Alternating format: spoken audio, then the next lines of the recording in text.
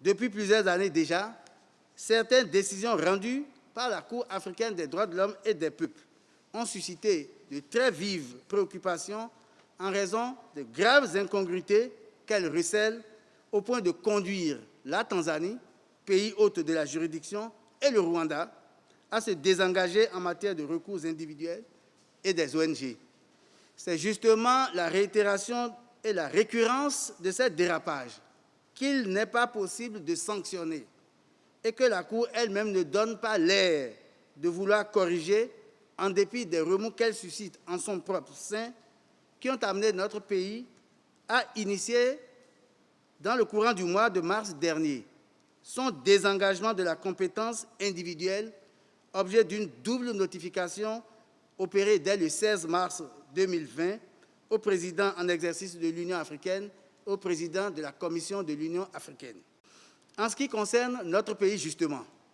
le Rubicon a été franchi à l'occasion d'un contentieux opposant depuis quelques mois au Bénin la Société Générale de Banque, SGB, à une société dénommée Société hôtelière de restauration et loisirs au sujet du remboursement d'un important crédit avoisinant 15 milliards de francs CFA. Las des promesses vaines et après plusieurs reports d'échéances infructueux, la banque créancière n'a eu d'autre recours que d'engager le recouvrement forcé de sa créance en procédant à la saisie de l'immeuble donné en hypothèque par sa débitrice conformément aux règles du droit OHADA, seules applicables en la matière. La procédure a été initiée devant le tribunal de commerce de Cotonou et a abouti à l'adjudication de l'immeuble saisi au profit de la SGB en l'absence d'enchérisseur le 30 janvier 2020. Aussitôt, la société débitrice a relevé appel de cette décision et a même formé un pourvoi en cassation devant la Cour commune de justice et d'arbitrage de l'OHADA basée à Abidjan. Mais bien qu'ayant exercé ces recours, dont le dernier n'a toujours pas encore été vidé à ce jour, et comme cela est devenu presque de mode, cette société a parallèlement saisi la Cour africaine des droits de l'homme et des peuples le 14 février 2020 en présentant dans la procédure une demande de mesure provisoire tendant au sursis de l'adjudication. La Cour africaine, alors là, s'est abstenue d'en aviser la Société Générale, mais plutôt a notifié le recours le 18 février à l'État béninois qui n'était pas parti à la procédure, en lui impartissant un délai de 8 jours pour répondre à la demande de sursis à exécution. Le 28 février 2020, soit exactement 14 jours après sa saisine, elle rendait une ordonnance faisant injonction à l'État béninois d'empêcher l'adjudication. Cette décision a bien évidemment provoqué un désarroi dans les milieux d'affaires et celui des banques prêteuses,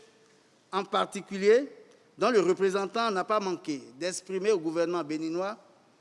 un vif émoi face à cette situation incongrue, inopportune, impertinente dans le domaine des relations commerciales entre particuliers. C'est dire qu'en cette affaire,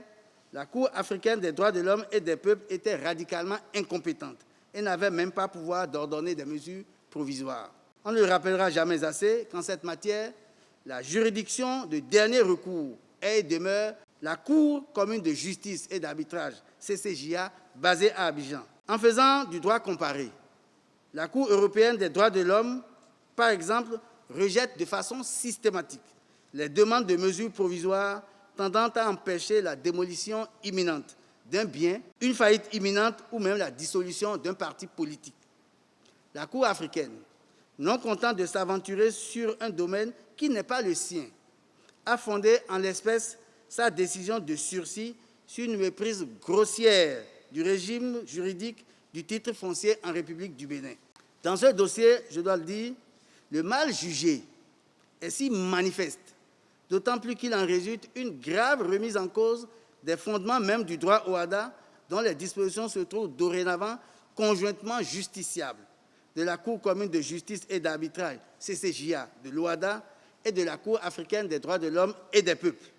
au mépris des mandats distincts donnés à chacune de ces juridictions par les États membres. De toute évidence, les errements de la Cour sont devenus une source d'insécurité judiciaire et juridique qu'il est de la responsabilité des gouvernants de porter remède. Ce sont donc ces considérations qui ont amené le gouvernement de la République du Bénin à prendre la décision de désengagement pour ce qui concerne la compétence de la Cour relativement aux requêtes individuelles et des ONG. Il est bien entendu que notre pays demeure partie au protocole portant création de la Cour africaine des droits de l'homme et des peuples et qu'à ce titre, il reste justiciable de cette juridiction dans les conditions fixées par les dispositions de l'article 5 du protocole que je viens d'indiquer. C'est pourquoi d'ailleurs le président de la République a prévu d'exposer à ses pairs, lors de la prochaine conférence des chefs d'État et de gouvernement de l'Union africaine, un projet de réforme des institutions juridictionnelles de l'Union africaine à travers la mise en place rapide d'une Cour africaine de justice et des droits de l'homme, telle que voulue déjà par la 3e session ordinaire de l'Assemblée générale des chefs d'État et de gouvernement de l'Union africaine,